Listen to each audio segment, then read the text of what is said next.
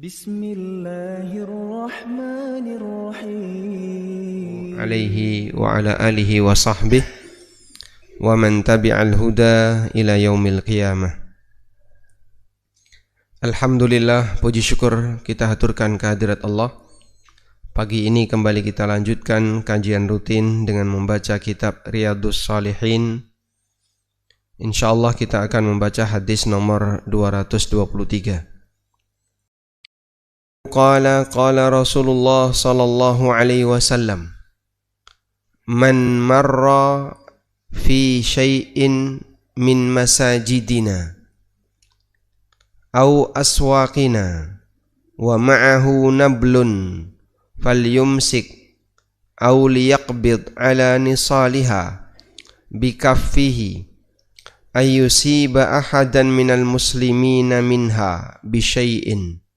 Muttafaqun alaih. Rasulullah sallallahu alaihi wasallam bersabda, man marra fi syai'in min masajidina. Boleh enggak baca hadis seperti itu, Pak? Saya ulangi ya.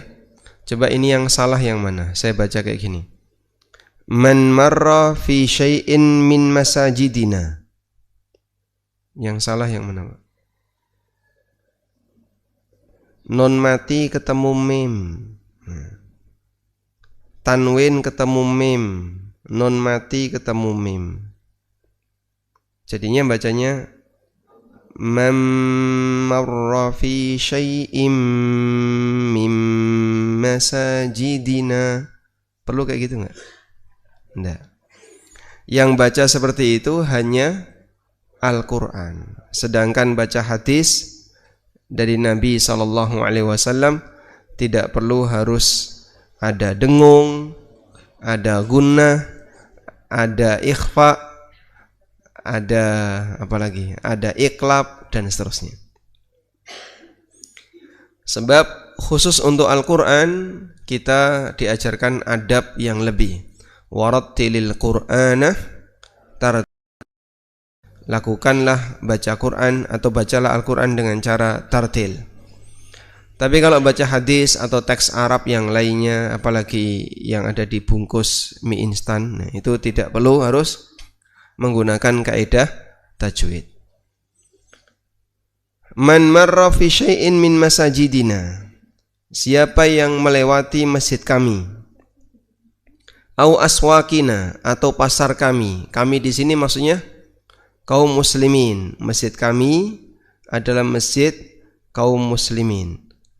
Siapa yang ke masjid atau datang ke pasar kaum muslimin, wa ma'ahu nablun, dan dia membawa anak panah, falyumsik, maka simpan, tahan, au liyaqbid ala nisaliha, atau dia pegangi ujung anak panahnya yang ada mata anak panah, bikafihi, dengan telapak tangannya, ayyusiba ahadan minal muslimina minha bisyai'in, agar tidak mengenai siapapun di antara kaum muslimin. Hadis sahih riwayat Bukhari Muslim. Seperti ini adab yang diajarkan Nabi SAW. Kalau orang itu terpaksa ketika keluar rumah harus membawa senjata, maka amankan senjatanya agar tidak mengenai orang lain. Di zaman sekarang keluar rumah dalam posisi aman, sehingga tidak harus membawa senjata kayak dulu ya. Kalau dulu keluar rumah harus bawa senjata, keluar rumah harus membawa belati, atau bawa parang, atau bawa celurit sesuai dengan senjata khas di masing-masing daerah. Karena dulu suasana di luar rumah tidak seaman seperti sekarang. Maka sekarang keluar rumah tidak perlu bawa senjata, yang penting bawa ATM.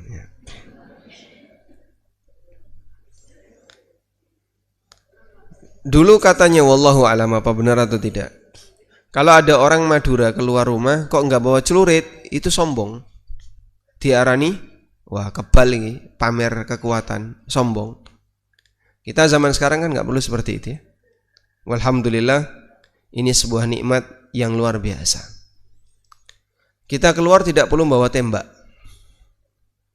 Mungkin di negara yang lain ketika keluar dia bawa tembak. Di Yaman itu senjata bebas. Sehingga orang keluar ya bawa tembak. Bagi yang punya tembak. Bagi yang bawa senjata, dia membawa senjata. Selanjutnya, kita diajarkan kalaupun bawa senjata, amankan. Ya, alhamdulillah, aparat ketika mereka berangkat untuk tugas dan dia melewati masyarakat bawa senjata, maka adabnya senjata itu harus diarahkan kemana? Ke bawah. Sehingga tidak boleh ke depan. Harus ke bawah dalam posisi kunci hidup, sehingga walaupun ditarik pelatuknya tidak akan mengeluarkan peluru. Itu tujuannya adalah dalam rangka untuk mengamankan pengaruh buruk senjata bagi kaum muslimin. Nah, kebayang nggak sekarang kalau seperti ini dilarang, bagaimana dengan orang yang sengaja datang di tempat keramaian menyalakan petasan? Nah, dosa besar atau dosa kecil? Pokoknya nggak boleh ya. Masya Allah Pak, di jalan stadion ya Pak, kalau sudah Ramadan bar subuh gitu, mungkin orang nggak bisa lewat, terlalu banyak mercon. Saya pernah lewat di situ jam 7 itu, sampah kertas mercon itu ada di mana-mana, banyak sekali. Masya Allah, ini anaknya sopo. Okay.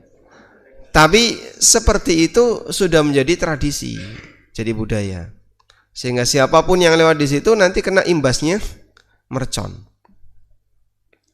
Ada juga di daerah yang lain perempatan itu sampah kertas mercon juga berserakan di mana-mana, dan mereka habis nyalain mercon kemudian buang sampah sembarangan, tinggal sudah, nggak ada tanggung jawab apapun. Pokoknya yang penting seneng, bubar. Wallahu alam. Kira-kira enaknya diapain?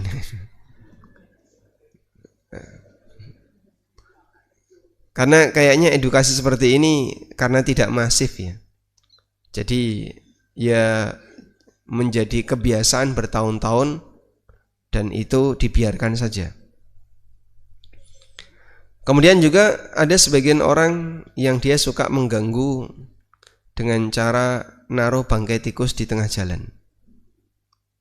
Saya nggak jumpa ini di daerah Lamongan ya. Saya jumpa ini di Jogja. Nggak tahu itu yang ngajari pertama kali siapa. Kalau orang sinten? Pak Ijo.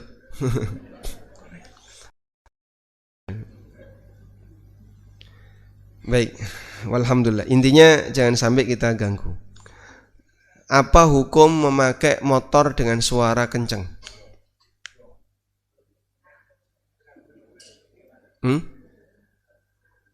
Apa hukum pakai motor dengan suara kencang? Sepakat haram ya? Haram, ganggu ya. Cuman kita nggak bisa ngambil tindakan. Mana ini? Ini jalan apa namanya? Jalan Bakungan ya. Jalan Kerajaan Bakungan itu kan aspalnya bagus, Masya Allah. Dan mereka rata-rata kalau nggak ngebut nggak mau. Maka ada orang yang pakai motor King atau motor yang suaranya kenceng, itu rata-rata pengen ngebut biar suaranya bisa didengar. Sampai tujuan nanti balik lagi ngebut lagi. Bukan karena uji coba, tapi memang dia sengaja biar suaranya didengar. Antri di lampu merah ya dibelayar-belayar gitu. Dan manusia sampah seperti ini di Indonesia masih banyak sekali. Ya mohon maaf ini nyebutannya agak kasar ya. Tapi jelas ganggunya itu serius. Nah, kita juga berharap semoga ada undang-undang yang tegas mengatur ini, karena ini lebih ya, daripada tidak pakai seatbelt. Dan mungkin mereka juga sangat berbahaya karena rata-rata mereka ngebutnya itu nggak beraturan. Saya pernah pas jalan di Jalan Bakungan Kerajaan, ada yang di belakang, saya bawa mobil, dia di belakang ngebut motor brong. Ya sudah, kebut-kebutan kita. Pokoknya dia jangan sampai balap saya. Kayaknya emosi dia. Nah, dia mau balap tak geser, mau balap tak geser, mau balap kanan tak geser kanan, balap kiri tak geser kiri. Karena dia ganggu. Itu andaikan saya ngerem mobil mungkin dia jatuh. Tapi habis itu dia berusaha untuk membalap sebisa mungkin. Habis balap ya sudah, terus dia pelan di depan. Ya. Hah? Mau diapain itu? Nah, manusia menjengkelkan kayak gini enaknya susah gitu. Jadi diingetin juga nggak ada perubahan. Mau digalain nanti alasannya ini adalah hak masing-masing manusia, padahal dia sangat mengganggu. Terutama tetangga kami yang tinggal di pinggir jalan, dan mereka menyampaikan kita sangat terganggu dengan motor-motor seperti itu. Alhamdulillah seperti Masjid As-Salam ini agak di dalam, ya. Jadi kajian di sini tidak ada suara berisik, nyaman. Al-Marhamah kena imbasnya. Masjid Al-Hidayah Kerajaan juga sama, kajian habis maghrib harus terputus karena ada suara kencang. Nah, apa hukum naik motor bawa rokok? Naik motor sambil ngerokok?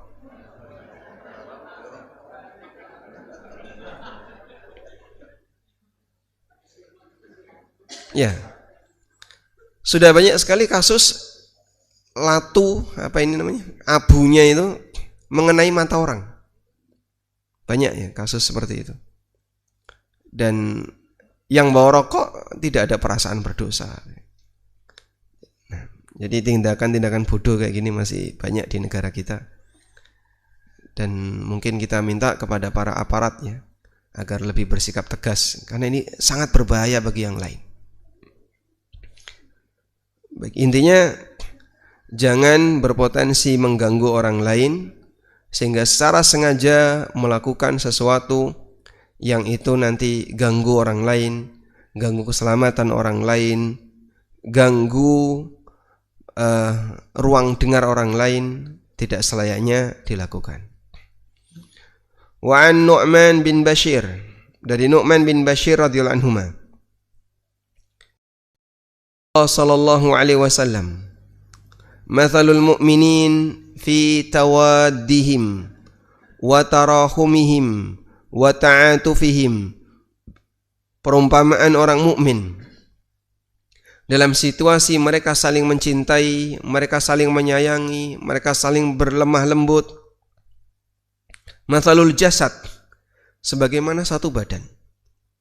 Idza ishtaka minhu udwun, apabila ada satu anggota badan yang sakit, tada'a lahu sa'irul jasad bisahar wal huma, maka anggota badan yang lain enggak bisa tidur dan ikut demam. Yang sakit jempol kaki, yang panas pipi, yang panas dahi ya. Jadi yang sakit mana? Jempol kaki. Loh kok yang anget dahi? Itulah gambaran yang diberikan Nabi SAW, mukmin dengan mukmin yang lain. Sifat tepo selero mereka. Sifat apalagi? Empati mereka. Dan saling kasih sayang yang terjadi di antara mereka seperti satu badan. Ketika ada satu bagian yang sakit, maka yang lain ikut merasakan sakit.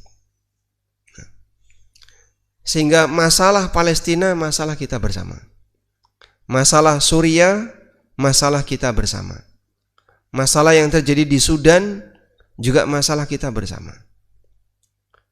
Kita berharap semoga semuanya segera mendapatkan suasana aman, nyaman, bisa hidup dengan lebih baik, sebagaimana yang kita rasakan karena mereka menjumpai tekanan yang sangat berat.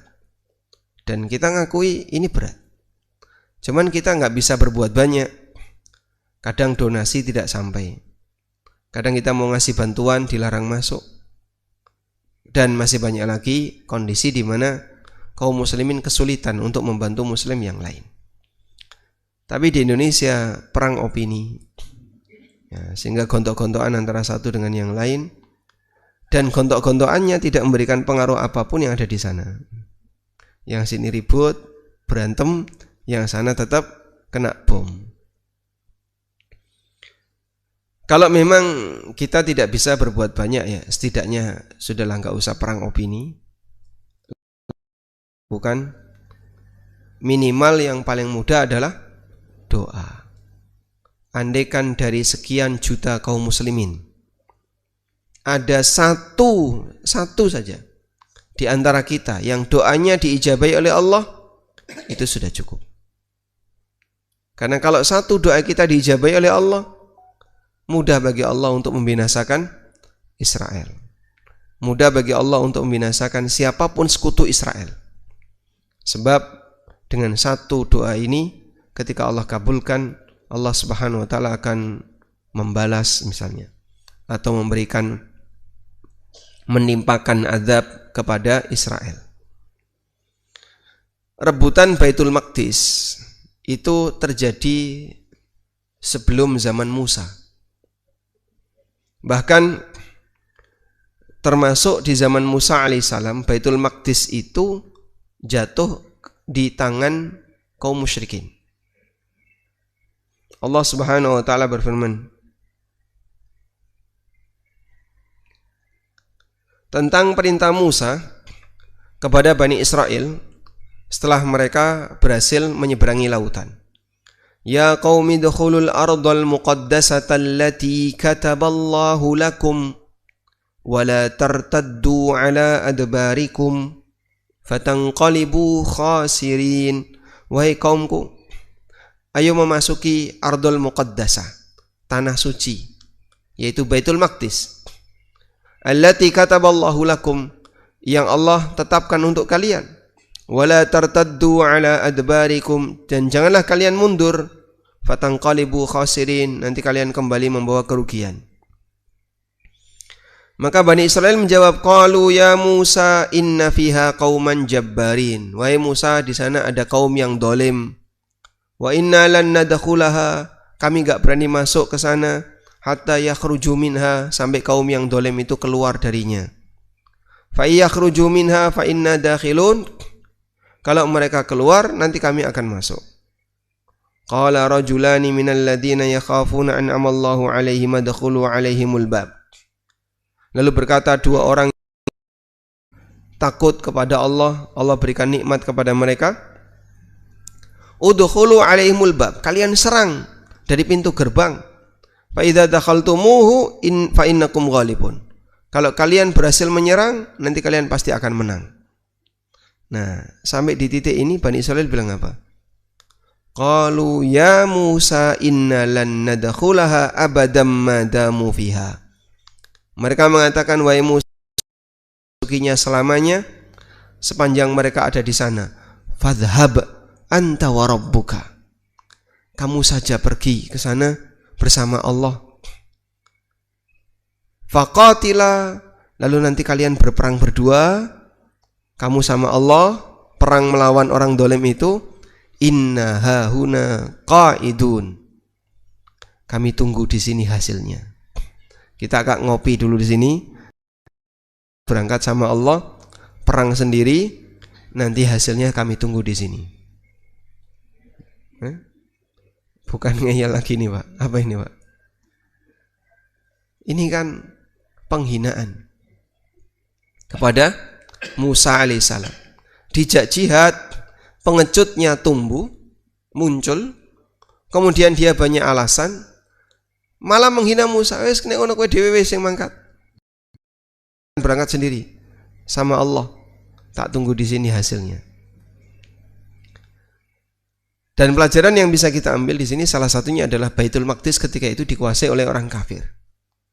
Makanya Musa alaihissalam ketika ingin meninggal di Baitul Maqdis nggak bisa, sehingga beliau minta kepada Allah Subhanahu wa taala agar meninggalnya Musa, wafatnya Musa itu didekatkan dengan Baitul Maqdis ramyata hajarin, sejauh lemparan batu.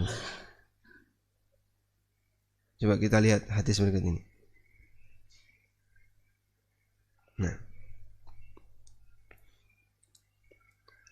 Musa, Nabi SAW bercerita tentang Nabi Musa diwafatkan oleh Allah. Fasa'alallaha ayyudniyahu minal ardil muqaddasati ramyata hajarin.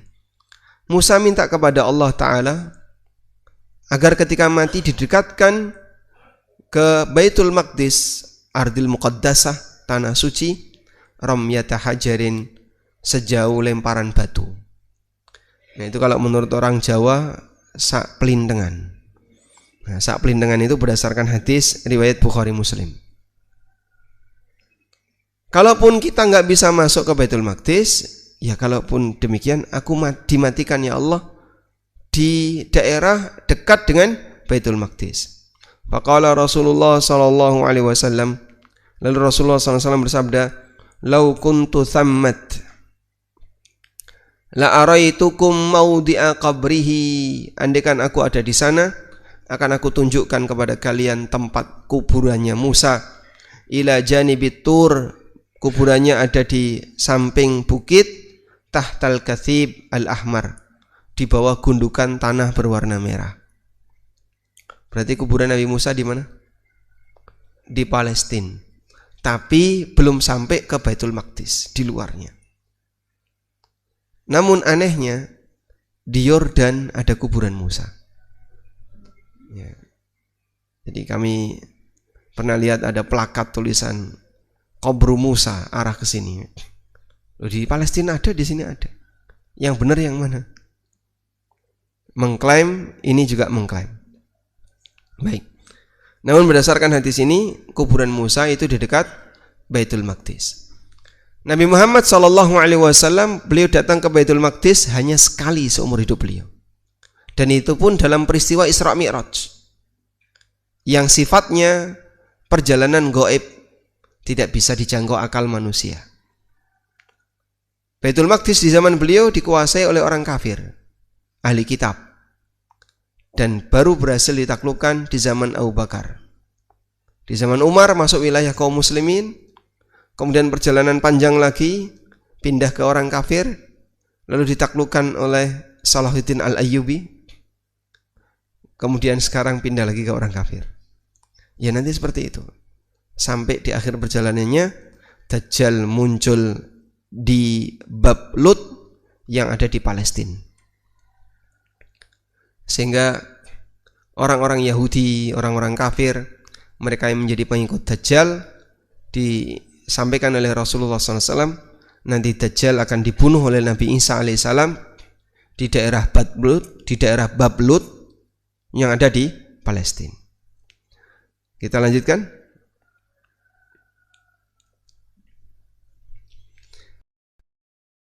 Di sini kita diajarkan saling mencintai, saling menyayangi sama muslim sebagaimana layaknya satu jasad. Yang satu sakit, yang lain ikut merasakan tidak enak. Makanya kalau ada orang yang bilang, ini sebenarnya anekdot, Pak, orang ngentut tuh kenapa wudu? Itu kan kentutnya keluar dari dubur, tapi dubur tidak disiram, malah yang disiram anggota wudu. Yeah. Anek meripatmu sakit, sing disuntik mananya? Orang matanya sakit, terus dia diobati disuntik, yang disuntik mananya, Pak?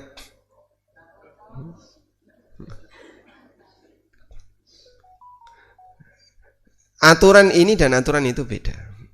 Maka kalau digambarkan sakit mata, kaki ikut merasakan, maka saat orang mengalami hadas, memang yang mengeluarkan angin itu dubur. Tapi bukan berarti mencuci dubur terus balik lagi sholat. dia harus wudu, dan ngentut tidak perlu cebok karena tidak ada zat najis yang nempel.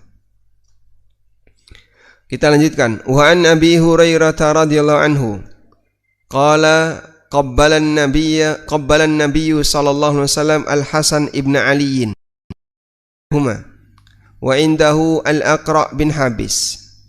Nabi sallallahu alaihi wasallam pernah mencium Hasan bin Ali, dan di dekat beliau ada Al-Aqra bin Habis. Hasan dan Husain, dua putra dari Fatimah radhiyallahu anhum ajma'in. Hasan itu mirip Nabi SAW dari mulai pusar ke atas. Husain itu mirip Nabi SAW pusar ke bawah.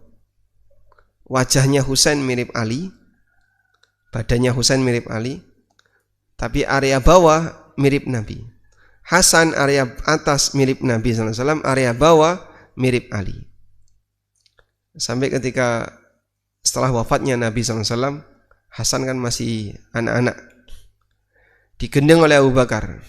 Digendong Abu Bakar, ditaruh di pundaknya sambil mengatakan, innahu syabihun bin Nabi, la syabihun bi Ali.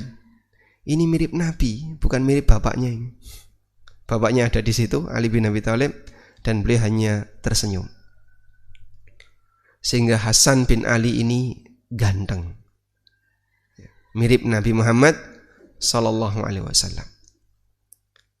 Ada orang tabi'in yang bermimpi ketemu Rasulullah sallallahu alaihi wasallam. Lalu dia lapor kepada sahabat, aku mimpi ketemu Nabi sallallahu alaihi wasallam. Seperti apa yang kamu lihat? Lalu orang itu mengatakan, wajahnya sama seperti Hasan bin Ali.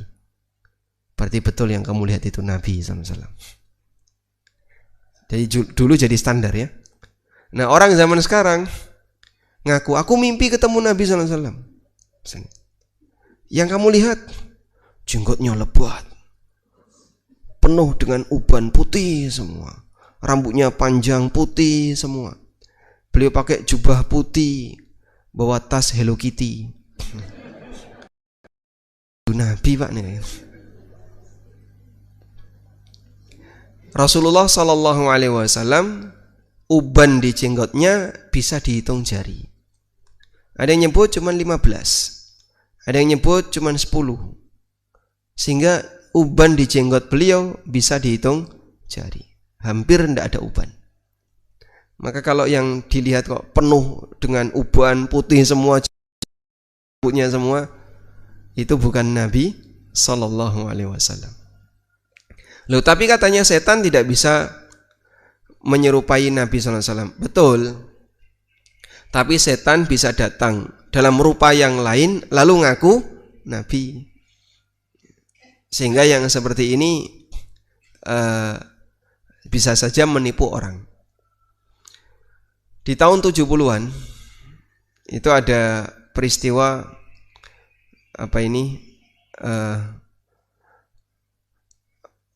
kelompok bersenjata, mereka membajak Masjidil Haram, dan tentara-tentara Saudi dibunuh semua. Namanya Juhaiman al-Utaibi. Juhaiman al-Utaibi, dia sempat membajak Masjidil Haram selama beberapa hari. Korbannya banyak itu. Lalu salah satu di antara pengikutnya itu bermimpi.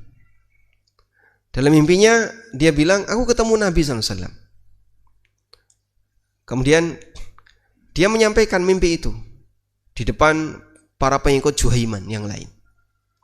Terus ditanya, terus apa yang kamu dapatkan dari beliau?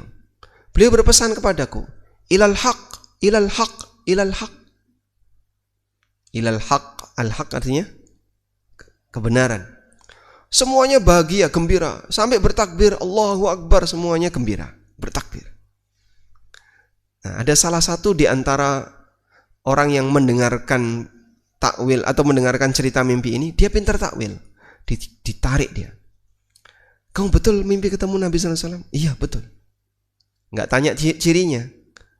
Terus yang kamu dapatkan, ya beliau berpesan ilal haq, ilal haq. Yang saya pahami takwilnya adalah ilal maut, ilal maut, ilal maut.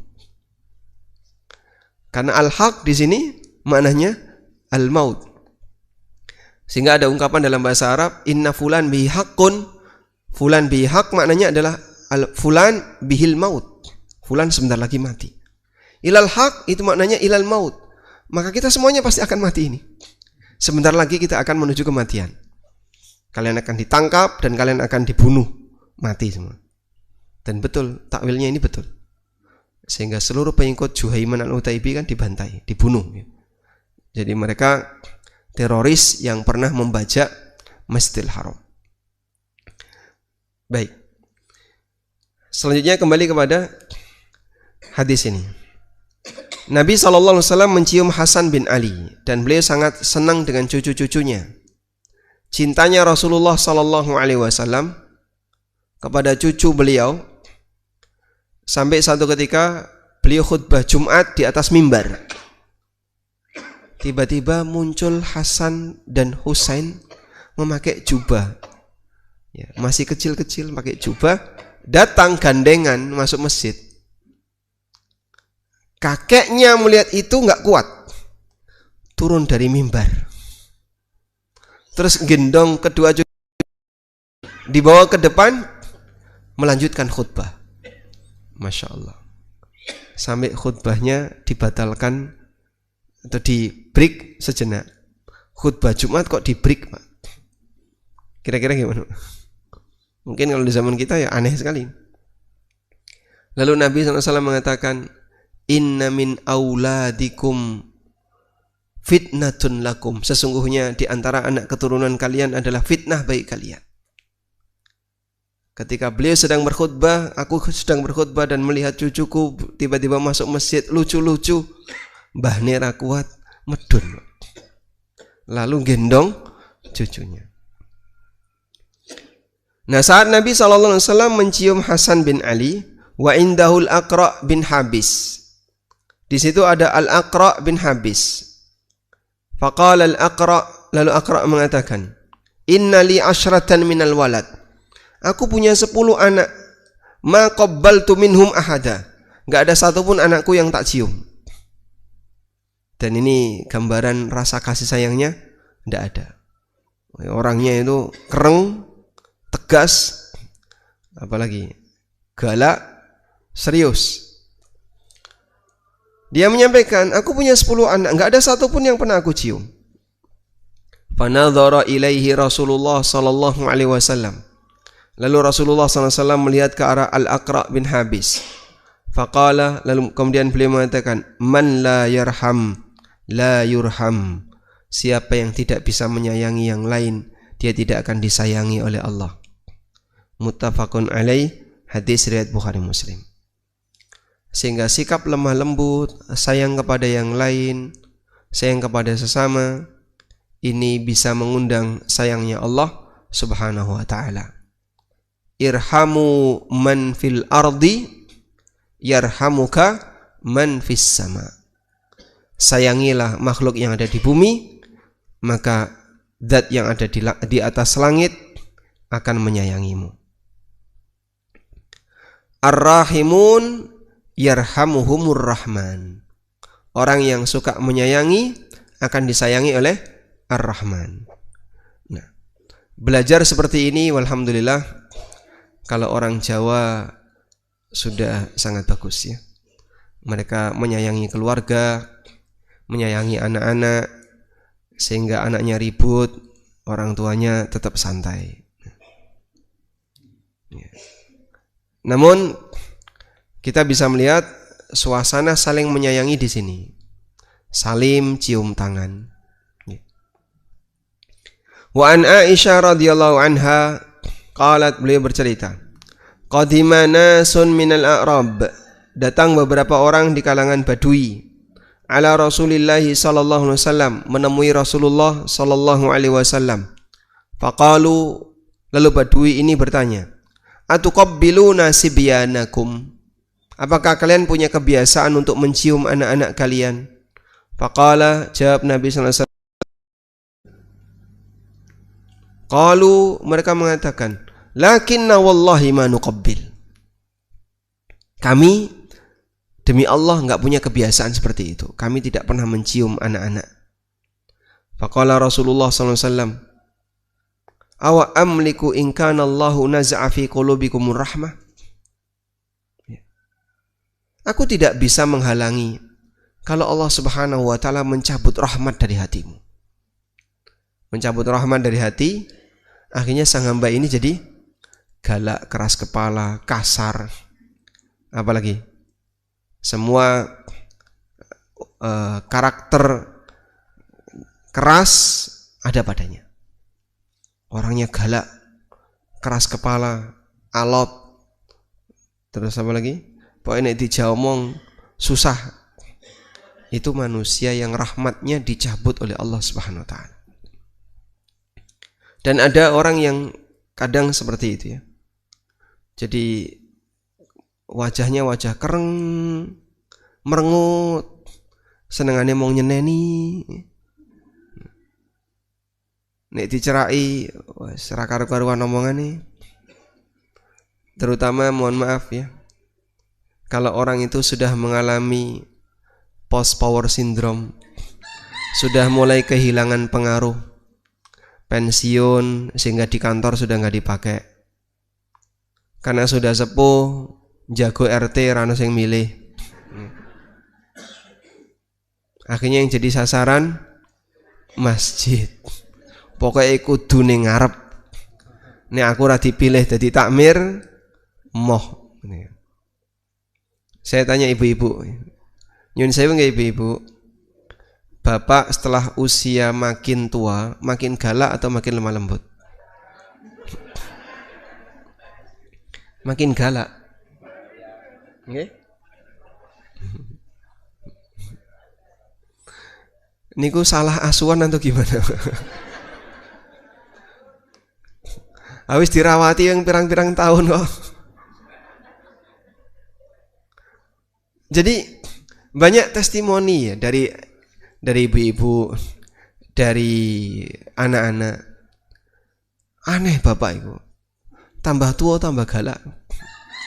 Anaknya apa saiki seneni, anaknya apa saiki seneni. Bojone salah saiki seneni. Isinya cuma nyeneni tok. Padahal orangnya itu tangannya wis wiwilen.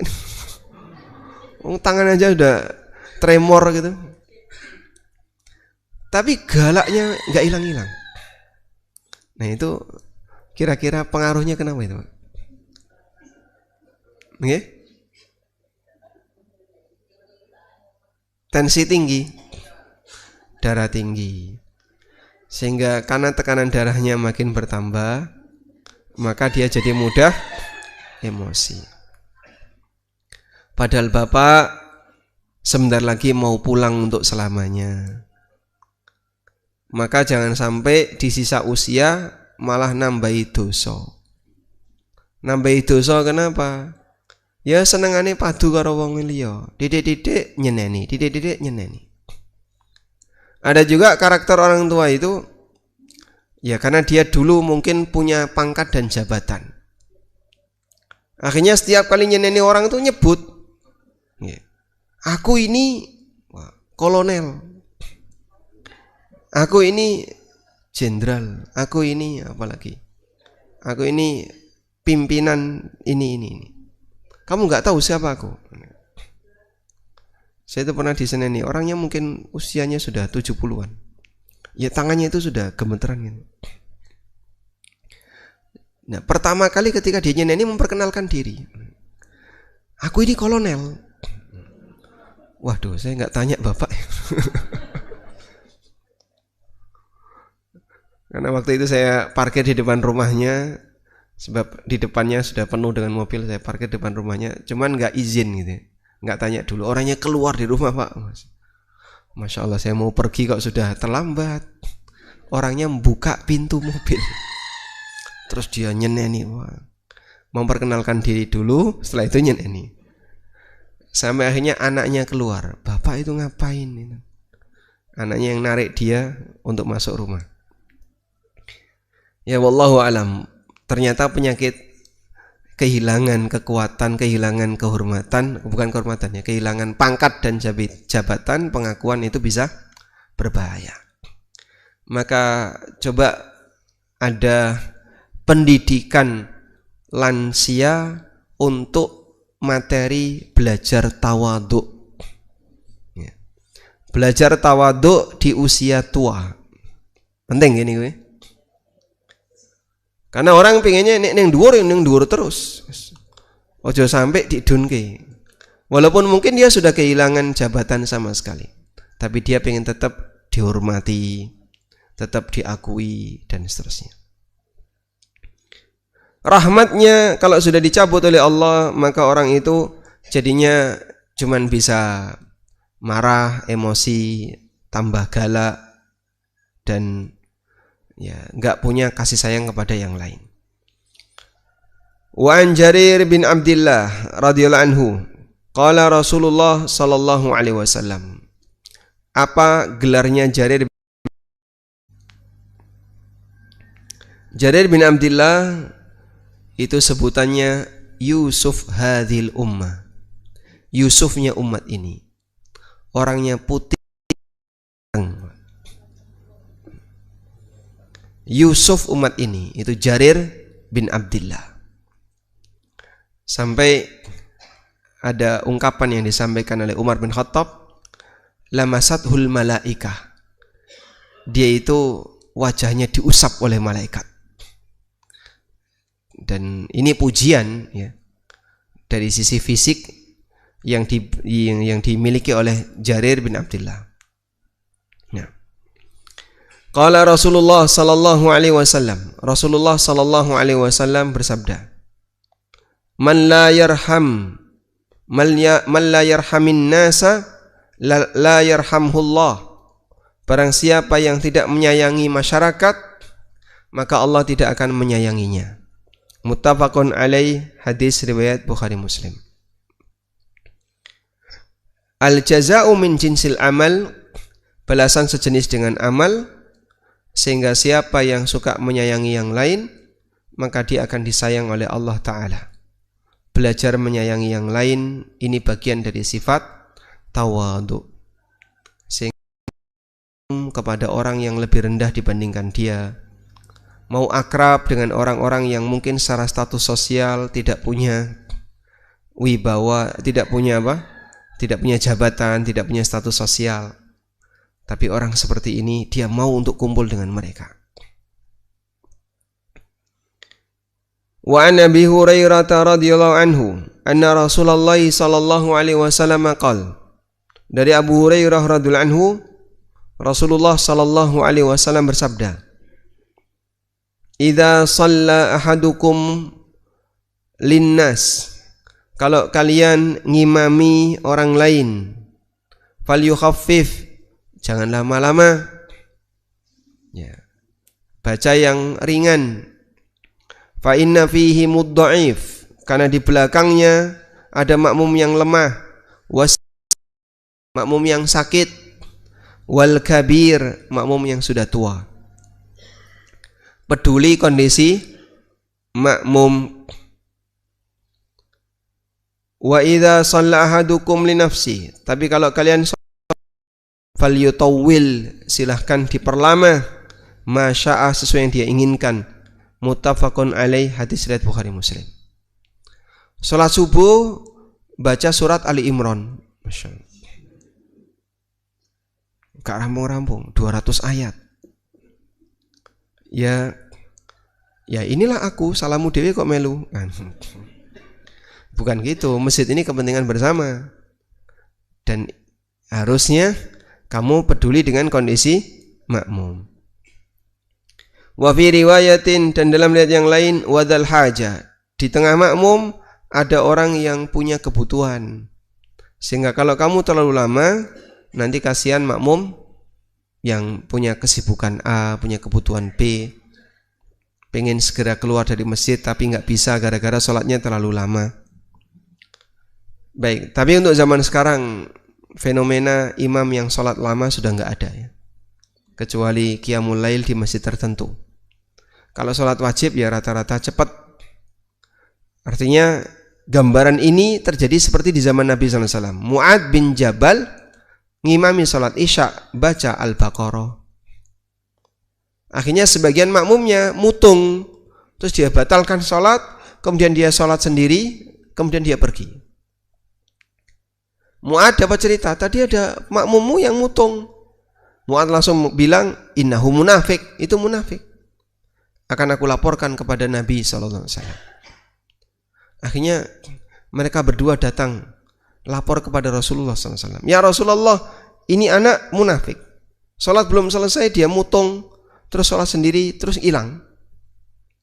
Kemudian Nabi SAW tanya kepada si pemuda tadi, kenapa kamu mutung? Kemudian beliau menyampaikan, ya Rasulullah, Mu'ad sholatnya terlalu lama. Dia baca surat Al-Baqarah di Qiyamul Lail.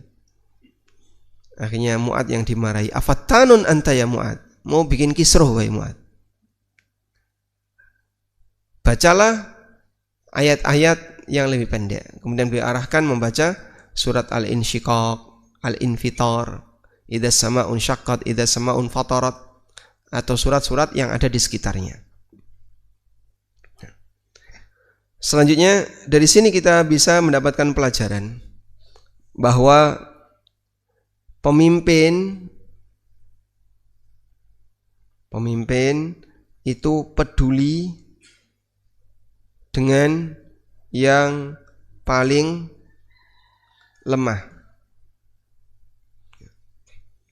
Pemimpin itu seharusnya dia peduli dengan yang paling lemah. Maksudnya yang jadi standar itu orang yang paling lemah. Ada sebuah hadis yang menyebutkan waqtadu bi'ad'ufikum, ikutilah yang paling lemah di antara kalian. Ya, sehingga misalnya ada rombongan. Dalam rombongan ini ada pemimpin. Lalu dia mau melakukan sesuatu. Maka ada yang bapaknya ada yang lumpuh, nggak bisa jalan. Ada yang buta, ada yang ini, ada yang ini. Coba kamu tanyakan ke mereka. Kira-kira kalau mampir di sini mau nggak? Nggak mau. Ya, kalau begitu lanjutkan perjalanan. Sehingga yang paling lemah ini yang jadikan standar. Saya membersamai jamaah umroh, ya, satu bis, ya, kurang lebih 40-an orang. Setelah sampai di hotel Mekah, kita musyawarah. Mau umroh langsung malam ini, habis isya langsung umroh, ataukah nunggu jam 2? Voting gitu. Ternyata banyak yang pengen segera umroh malam ini, setelah isya langsung berangkat. Nah, ada salah satu yang paling lemah di situ, pakai kursi roda. Bapak kira-kira milih yang mana? Ya, saya pengen jam 2 mas, biar nanti selesai umroh bisa langsung sholat di masjid, pulang. Selesai umroh kan subuh, sholat di masjid subuh, pulang, selesai. Ya sudah, kalau gitu saya ikut bapak. Wah, yang lain pada komentar, ini suara mayoritas. Ya, kami ngikuti yang paling lemah. Karena dia yang paling butuh untuk diperhatikan. Yang sehat-sehat kan kalian tuh seger, tegas. Jadi silahkan nanti menyesuaikan yang paling lemah. Nah, itu contoh penerapan. Ikutilah orang yang paling lemah dalam kegiatan-kegiatan bersama, karena dia yang paling punya keterbatasan. Wallahu a'lam. Walhamdulillahirabbil alamin. Insyaallah di pertemuan berikutnya kita akan lanjutkan dengan membaca beberapa hadis yang lain. Semoga yang sedikit ini bermanfaat. Ada yang mau disampaikan? Nah, silakan.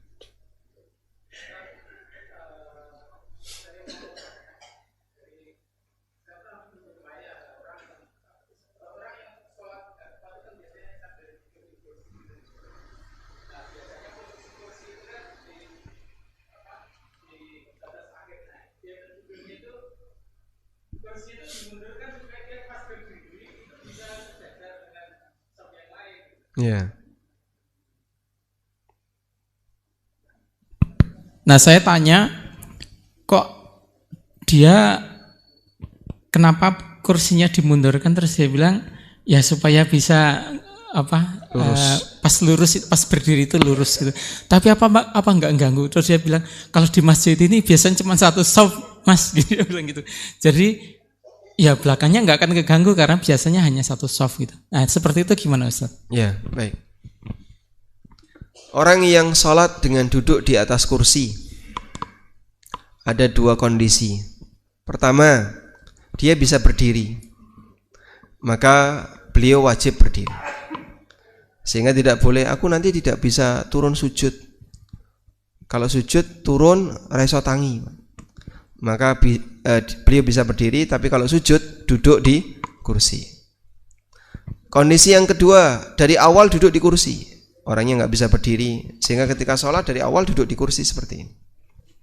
Nah terus yang lebih tepat yang mana untuk pengaturan softnya? Jika beliau duduk di atas kursi dari awal, maka kaki kursi lurus soft.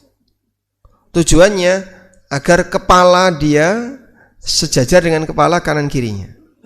Jadi yang jadi acuan kepala, bukan kaki ya. Maka yang duduk di atas kursi, kalau kakinya yang jadi acuan, jadi kaki ini yang soft, badannya di belakang. Jadi seperti ini nanti dia. Dan itu akan membuat dia jadi berada di belakang soft karena kepalanya di belakang soft. Yang kedua, jika dia bisa berdiri, maka dia luruskan dengan soft. Nah, meluruskannya ini saat dia berdiri atau saat dia duduk? Berdiri. Maka kursinya agak geser ke belakang, agar ketika berdiri dia bisa sejajar dengan kanan kirinya. Begitu dia mau ruku atau mau sujud, duduk di atas kursi, terus dia rukuk sujud pakai isyarat. Nah, kecuali jika kursinya ke belakang, ganggu yang lain. Kalau misalnya nggak ganggu Pak, ya enggak masalah, itu lebih bagus.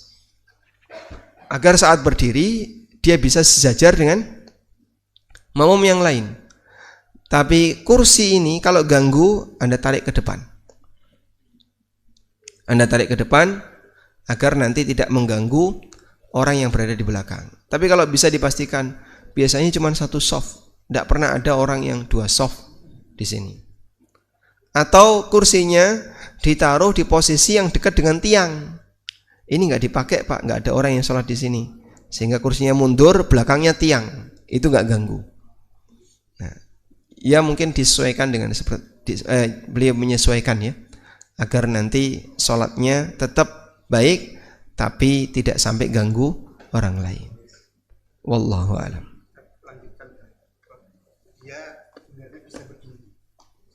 Dia bisa berdiri. Tetap duduk, tidak mau berdiri, pura-pura duduk. Pada saat sholat. Itu dia dari awal duduk dan dia sebenarnya jalan bisa, berdiri bisa. Tapi dari awal duduk, padahal dia bisa jalan, bisa berdiri. Pertanyaannya adalah sholat sunnah atau sholat wajib? Wajib. Kalau sholat sunnah boleh. Sholat sunnah kita boleh duduk walaupun tanpa uzur. Kalau sholat wajib batal. Sebab berdiri ketika sholat wajib itu rukun sholat. Allah Subhanahu wa taala berfirman, "Wa qumu lillahi qanitin." Dan berdirilah menghadap Allah qanitin, dengan tunduk kepadanya. Dan Nabi SAW mengatakan, "Shalli qa'iman fa illam tastati fa qa'idan fa illam tastati fa ala jambin." Kerjakan sholat sambil berdiri. Kalau tidak bisa sambil duduk, kalau nggak bisa sambil tiduran. Ya. Sehingga kalau sengaja milih sholat tidak sambil berdiri, padahal mampu berdiri, tidak boleh. Wallahu a'lam. Penjawab.